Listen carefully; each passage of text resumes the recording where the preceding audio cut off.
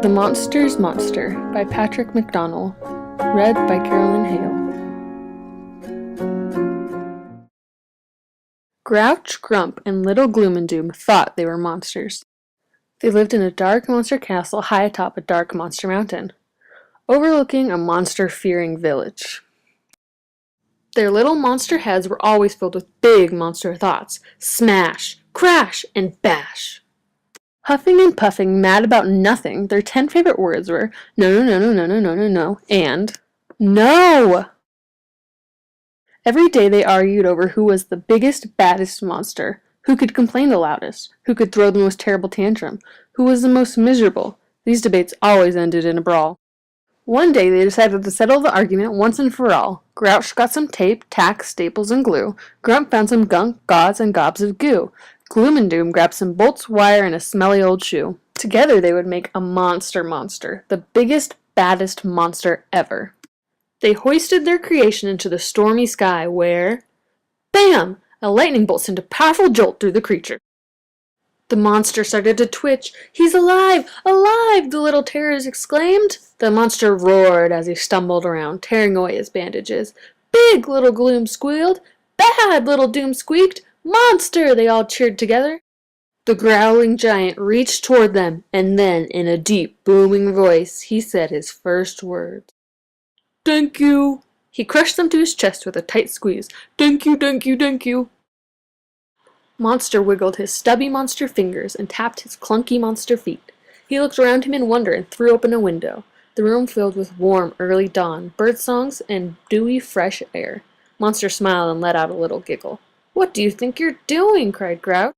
Monster bounced around the room, gently greeting the many bats, rats, spiders, and snakes around him.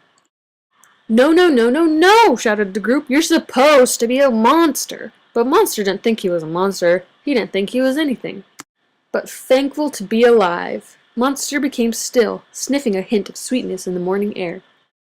Suddenly, he let out a roar and smashed through the dungeon wall. "Ha ha!" Grouch laughed. "He's finally coming to his senses." "Yes, yes!" shouted Grump. "He's off to make mayhem in the village. He's going to smash, crash, and bash!" cried Gloom and Doom. The rascals dashed after Monster, trying to keep up with his long strides down the mountain. "Monster! Monster!" they cheered after him. The village bakery was just opening for the day when Monster plowed through the front door. Grouch, Glump, and Gloom and Doom anxiously waited outside the shop, peering through the dusty windows. "Big!" whispered Gloom. "Bad!" whispered Doom. "Shh! Shh!" begged Grump.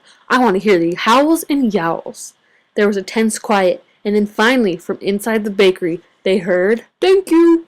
Monster appeared clutching a white paper bag. Then he turned and headed out of town towards the beach. "After him!" the trio cried. "Monster! Monster!"